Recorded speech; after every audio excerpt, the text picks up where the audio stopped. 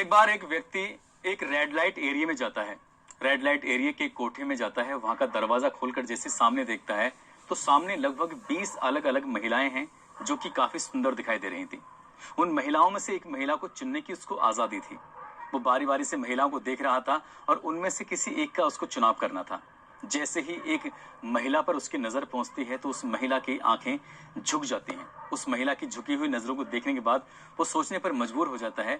ऐसा लग रहा था कि ये चेहरा तो कुछ जाना पहचाना चेहरा है, क्योंकि उसके पहनावे, उसके कपड़े अब से पहले शायद उसने इस तरह से कभी उसे देखा नहीं था। वो उसी महिला का चयन करता है और उसे कमरे के अंदर लेके जाता है। जब उससे बातचीत करता है तो पता चलता है कि वो महिला कोई और नहीं बल्कि उसी की धर्म पत्नी है, उसी की बीवी है। अपनी ही बीवी को उस रेड लाइट एरिया की कोठे में देखने के बाद वाकई उसके पैरों तले जमीन खिसक जाती है। वो सोचने पर मजबूर हो जाता है, आखिरकार करे तो क्या करे, ये कहां से कैसे यहाँ पर पहुंची। बहुत सारे सवाल थे, उन सवालों के जवाब वो जानने की कोशिश में था। और जब सवालों के जवाब जानता है तो वो एक ऐसा कदम उठाता है जिस कदम को सुनने के बाद शायद आप भी उसको सैल्यूट करने पर मजबूर हो जाएंगे। क्योंकि किसी भी महिला से चाहे छोटी से छोटी गलती हो, जाने में हो या अनजाने में हो जाए तो उसकी गलती माफ नहीं होती है, बल्कि पुरुषों की गलती को कई बार नजरअंदाज कर दिया जाता है। मगर इस पुरुष ने उस महिला की तमाम गलतियों को नजरअंदाज करते हुए जो कदम उठाया है, वाकई सैल्यूट वाला कदम उठाया है। आदाब, नमस्कार, सत श्री अकाल। मैं उस्मान सैफी। आज की जो सच्ची घटना मैं आपको सुनाने जा रहा हूँ, ये सच्ची घटना है कर्नाटक प्रदेश की राजधानी बेंगलुरु की। दरअसल एक व्यक्ति जिसका नाम साहिल है, जो कि बेंगलुरु शहर का रहने वाला है, एक मल्टीनेशनल कंपनी में काम करता था।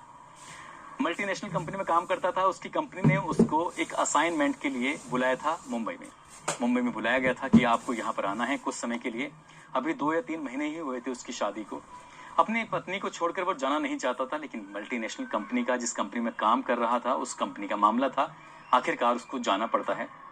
जब वो वहां पहुंच जाता है, 1-2 हफ्ते काम करता है। 1-2 हफ्ते काम करने के बाद अपनी पत्नी से बातचीत करता है, कहता है कि क्या तुम मुंबई घूमना चाहोगी। जैसे ये बात अपनी पत्नी से कहता है तो उसकी पत्नी एकदम खुश हो जाती है, खिलखिला जाती है। कहती है कि मेरा तो सपना था बचपन का, बचपन से ही मैं चाहती कि मुंबई जाऊं, वहां जाके देखूं। आज तक तो मैंने सिर्फ मुंबई को टेलीविजन पे या फिर फिल्मों में देखा है, साक्षात देखने को मिलेगा तो कितनी अच्छी बात है। जब अपने पति से इस तरह की बातें करती है तो उसका पति कहता है, परेशान होने की जरूरत नहीं है, 7 अक्टूबर 2011 का तुम्हारा रिजर्वेशन करा दिया गया है। फला तारीख को फला वक्त में आपकी ट्रेन मिलेगी। आप आराम से बेंगलुरु से मुंबई का सफर पूरा करके सीधा मुंबई आइए, मैं तुम्हारा इंतजार करूंगा। वो दिन भी आता है और जब दिन आता है वो घर से कुछ तैयारी के साथ सीधा बेंगलुरु के रेलवे स्टेशन पे जाती है और अपनी निर्धारित ट्रेन, अपनी निर्धारित बोगी, अपनी निर्धारित बर्थ पर जाकर बैठ जाती है। और सबसे पहले फोन करती है अपने सास और ससुर को। कहती है कि मम्मी पापा, मैं ट्रेन में बैठ गई हूँ और लगभग 1000 किलोमीटर का ये सफर है, 16-17 घंटे में पूरा हो जाएगा और मैं साहिल के पास पहुंच जाऊंगी। पहला फोन हो चुका था, दूसरा फोन वो अपने पति को करती है। अपने पति से कहती है कि जी मैं ट्रेन के अंदर बैठ गई हूँ और मैं जल्दी से आपके पास पहुंच जाऊंगी, आप परेशान मत होना। तो साहिल कहता है कि परेशान मुझे नहीं, परेशान तुम मत होना, बिल्कुल घबराने की जरूरत नहीं है, किसी से ज्यादा बातचीत मत करना, अपने सफर पर ध्यान देना और कोई ऐसी वैसी चीज मत देना, किसी के खाने वाने की चीज हो। इस तरह की समझाने की कोशिश भी करता है। अब ट्रेन ये मुंबई के सफर के लिए चल पड़ती है। जैसे ही मुंबई के सफर के लिए ट्रेन चल पड़ती है तो जिस बोगी में, जिस बर्थ पर वो बैठी हुई है, सामने वाली बर्थ पर 2 व्यक्ति बैठे हुए हैं, एकदम अनजान व्यक्ति, एक दूसरे से बातचीत भी नहीं कर रहे हैं। मगर धीरे धीरे जब सफर आगे की तरफ चलता है तो वो दोनों व्यक्ति आपस में एक दूसरे का इंट्रोडक्शन लेते हैं, एक दूसरे से परिचय लेते हैं कि तुम कौन हो, कहाँ से जा रहे हो, कहाँ से आ रहे हो, इस तरह की बातें वो करते हैं। ये महिला किसी से बातचीत भी नहीं कर रही है, नाम तानिया है। तानिया किसी से बातचीत नहीं कर रही थी। वो बात कर रही थी तो या तो अपने सास ससुर से या फिर अपने पति साहिल से। साहिल को बताती थी कि अब इतना किलोमीटर का सफर हो चुका है, अब मैं यहाँ पहुंच गई हूँ। खिड़की के बाहर झांक के बताती है कि देखो ऐसा दिखाई दे रहा है, वैसा दिखाई दे रहा है। इस तरह से उसका जो सफर था वो कटने लगता है। और जैसे जैसे वो आगे ट्रेन बढ़ रही थी तो उन्हीं 2 व्यक्ति जो कि उसके बर्थ के ठीक सामने बैठे हैं, उनमें से एक व्यक्ति कहता है, बहन जी लगता है कि आज पहली बार आप ट्रेन में सफर कर रहे हैं, वो भी मुंबई का। तो कहती है कि हाँ, मैंने ट्रेन में तो बहुत सफर किए हैं, लेकिन अकेले मुंबई में पहली बार जा रही हूँ। जब वे दोनों इस बात को कहते हैं तो कहते हैं, बहन जी आपको परेशान होने की बिल्कुल जरूरत नहीं है, हम भी मुंबई जा रहे हैं, किसी भी तरह की कोई दिक्कत, कोई परेशानी हो तो आप हमसे शेयर कर सकती हैं। ऐसे ही बातचीत चल रही थी। कुछ खाने पीने की चीजें थी उनके पास, वो खा रहे थे। उनका, बहन जी आप भी खाएंगी, तो मना कर देती है। लेकिन जब आगे वक्त गुजर रहा है, 15-16 घंटे का सफर है, तो किसी भी अनजान व्यक्ति से इस लंबे सफर में जब कोई सोना ना हो तो आराम से बातचीत जब होंगी तो जाहिर सी बात है कि दोस्ती भी हो ही जाएगी। उधर तो उन दोनों की दोस्ती हो चुकी थी और उन दोनों ने इस तानिया से भी कहीं ना कहीं जान पहचान बना ली थी। तानिया जब अपना कुछ खाने पीने का सामान था तो खाते पीते उन लोगों की नजर उस तानिया के सामान पर पड़ती है, तो आखिरकार तानिया की मजबूरी बन जाती है उस सामान को दिखाते हुए कि भाई साहब आप भी इसमें से सामान लेंगे। जब वो बात उन दोनों व्यक्ति से कहती है तो वो व्यक्ति भी उसके सामान लेकर खाने लगते हैं। कुछ देर के बाद कुछ सामान वो भी लेते हैं तो वो भी तानिया की तरफ हाथ बढ़ा देते हैं कि बहन जी आप भी कुछ सामान खाओगी। इस तरह से ये जो सफर था वो वाकई बहुत सुहाना था और बहुत बढ़िया सफर चल रहा था। चलते चलते लगभग 150 किलोमीटर के आसपास अभी बस मुंबई बाकी था, यानी कि 1000 किलोमीटर में से 850 किलोमीटर का सफर तय हो चुका था। तानिया अपने पति साहिल को फोन मिलाती है और कहती है कि मैं अभी आपसे 150 किलोमीटर दूर हूं। तो कहता है कि तुम्हें परेशान होने की जरूरत नहीं है, मैं तुम्हें लेने के लिए रेलवे स्टेशन पर आ जाऊंगा। बस इतना ये फोन था। उसके बाद ये दोनों व्यक्ति कहते हैं कि बहन जी चाय पियोगी? कहती है कि मैं तो चाय नहीं पीऊंगी, आपको पीनी है तो आप पी लीजिए। लेकिन वो 2 चाय के साथ साथ तीसरी चाय भी लेते हैं। तीसरी चाय लेते हैं तो तानिया को चाय पिला देते हैं और खुद भी चाय पीते हैं। जब तानिया चाय पी लेती है, चाय पीते ही तानिया एकदम बेहोश जैसी हालत में हो जाती है, नींद आने लगती है उसको। लगभग 2 या 3 घंटे के बाद जब आंख खुलती है तो पता चलता है कि तानिया अब ट्रेन के किसी बोगी या बर्थ के अंदर नहीं बैठी हुई है, बल्कि वो एक कार के अंदर है और कार बहुत तेजी से चल रही थी। उसको जैसे हल्की हल्की उसकी आंखें खुलती हैं, वो आंखें खोलने की कोशिश करती है तो पता चलता है कि वो बेहोशी जैसी हालत में थी, ठीक से बोल भी नहीं पा रही थी।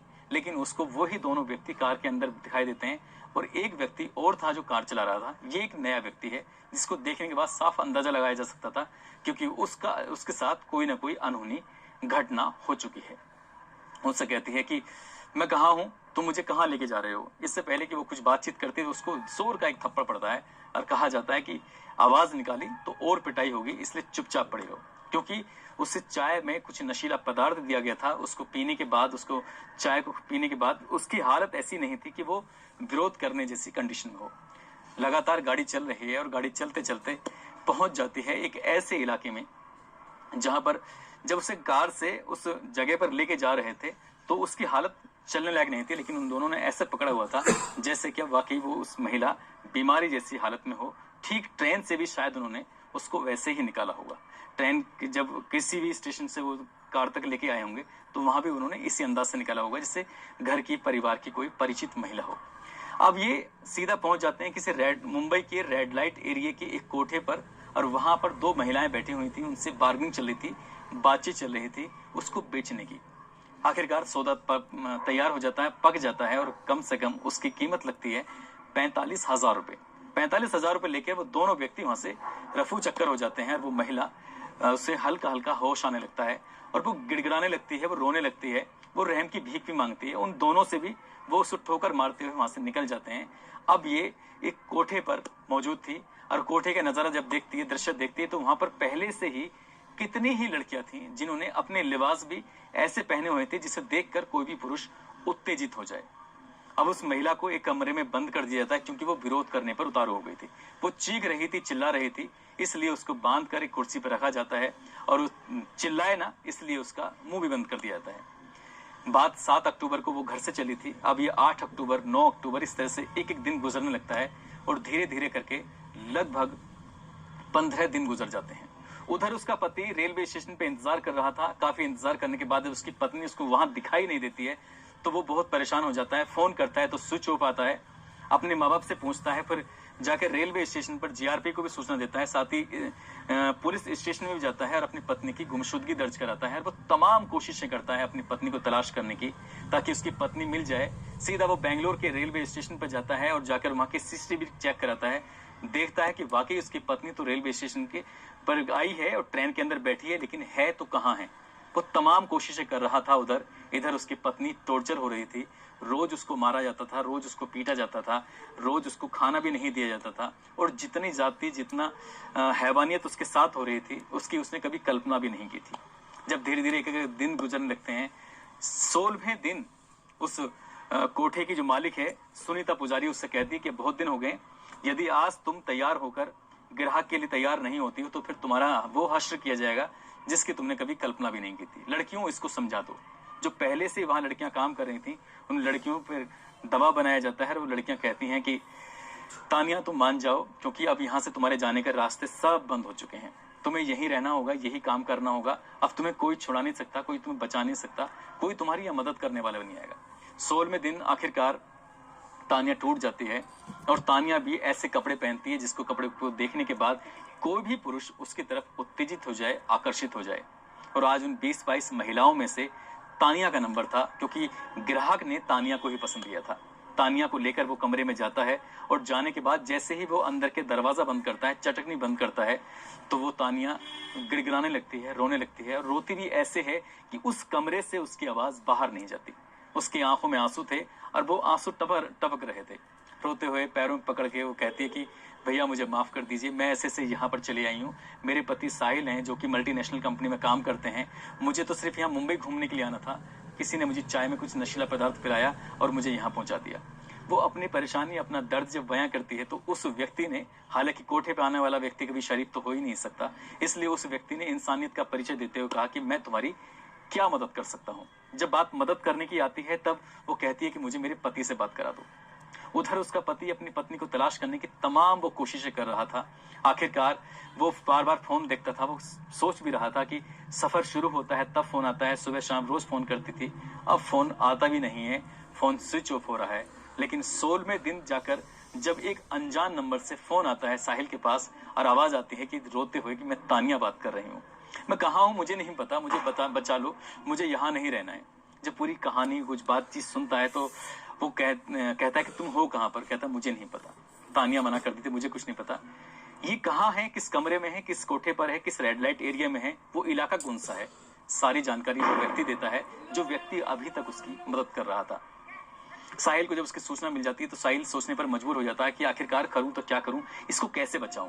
जब बात बचाने की आती है वो कहता है कि पुलिस के पास जाऊंगा, पुलिस वहां पर छापा मारेगी तो पता चला कि वो कोठे से गायब कर दिया है, कुछ उसको नुकसान पहुंचा दिया, तो इसलिए वो ऐसा कुछ नहीं करता है और वो सीधा बजाय पुलिस की मदद लेने के वो सीधा पहुंच जाता है ग्राहक बनकर उसी कोठे पर।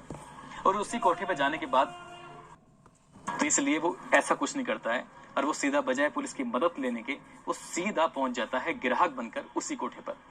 और उसी कोठे पर जाने के बाद तब तक वो पुराना ग्राहक जा चुका था, अब नया ग्राहक साहिल बनकर आता है और उन महिलाओं में से तलाश करता है, अपनी बीवी को ढूंढने की कोशिश करता है। हर महिला को रिजेक्ट कर देता है, ये नहीं चाहिए, ये नहीं चाहिए, ये नहीं चाहिए। जब नंबर आता है तानिया का कि हाँ एक लड़की जो नई वाली है उसको लिखाओ, शायद उसको ये पसंद कर लेगा।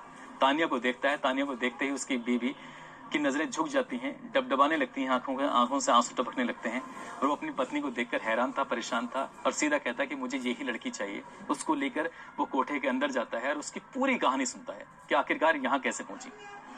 वो अपनी पत्नी से नाराज नहीं होता बल्कि उसको सीने से लगाता है और उसे कहता है कि तुम्हें परेशान होने की जरूरत नहीं है, अब जरूरत है हमें ठंडे दिमाग से काम लेने की और यहाँ से सोचो कि निकले कैसे। हमने यहाँ से भागने की कोशिश की तो ये लोग हम पे हमला कर देंगे, हमें मार भी सकते हैं, हमें नुकसान पहुंचा सकते हैं। तभी बैठे बैठे साहिल को एक तरकीब सूझी और वो पुलिस कंट्रोल रूम को फोन करता है और पूरी कहानी 7 अक्टूबर से गायब होने से लेकर अभी तक की पूरी कहानी बताता है। बताते बताते कहता है कि पुलिस को कि मेरी पत्नी रेड लाइट एरिया के फला कोठे पर फला रूम में है, आप जल्दी से आ जाइए। पुलिस ने भी वाकई ईमानदारी का काम किया, बहुत अच्छा काम किया। मुंबई पुलिस भी वाकई सैल्यूट की हकदार है। मैं बात कर रहा हूँ सन 2011 की उस किस्से की। भारी पुलिस वहां पे बहुत बड़ी संख्या में पुलिस पहुंचती है, उस कोठे को घेर लेती है। साथ ही जब वहां पर छापा मारा जाता है, वहां पर एक कमरे की तलाशी ली जाती है तो साहिल और तानिया भी एक कमरे के अंदर मौजूद मिलते हैं और दोनों की हालत देखने दिखाने लायक थी। पुलिस उन्हें सुरक्षित वहां से निकालती है। न केवल तानिया को वहां से निकालती है बल्कि ऐसी कई लड़कियां थी जो बेवजह ऐसे ही दलालों के चंगुल में फंस जाती हैं। उन दलालों के बारे में जब पता करने की कोशिश की जाती है तो पता चलता है कि वो दलाल सिर्फ रेलवे स्टेशन, बस स्टॉप ऐसी जगहों पर ही नजर गाड़े रहते हैं, गिद्ध की तरह। कोई लड़की, कोई महिला, कोई ऐसी कोई अकेली जा रही हो तो उसको जो कोई सुंदर दिखने में हो ताकि उसको निशाना बनाया जा सके, उसे किसी भी तरकीब से कोठे तक लाकर उसको बेचा जा सके। तानिया भी तो ऐसे ही बिकी गई थी। तानिया को बहुत देर के बाद होश आया था, हालांकि वो अपने पति के पास थी। पुलिस ने उसको छुड़ाकर यहाँ से वापस बेंगलोर उन दोनों को भेज दिया और पुलिस ने जब यहाँ से इसकी जो मालकिन है कोठी की, सुनीता पुजारी और रमीदा शेख, इन दोनों के साथ साथ 2 और व्यक्तियों को गिरफ्तार किया। साथ ही इन चारों की मदद से उन दोनों दलालों को भी कई दिनों की मशक्कत के बाद आखिरकार गिरफ्तार कर लिया। दोस्तों, ये वाकई साहिल ने बहुत ही अच्छा, बहुत ही इंसानियत का, बहुत नेक काम किया जो उसने अपनी पत्नी की जिंदगी को बचाया। कोई भी अगर व्यक्ति होगा तो शायद अपनी पत्नी की इतनी छोटी सी बात को देखते हुए उस पर तमाम तरह के लांछन लगा सकता था और कह सकता था कि तुम यही कोठे पे रहो, अब मेरी जिंदगी में तुम्हें आने की कोई जरूरत नहीं है। उसने इंसानियत का परिचय देते हुए अपनी पत्नी को बचाया और कई लड़कियों को भी उसने वहां से बचाया।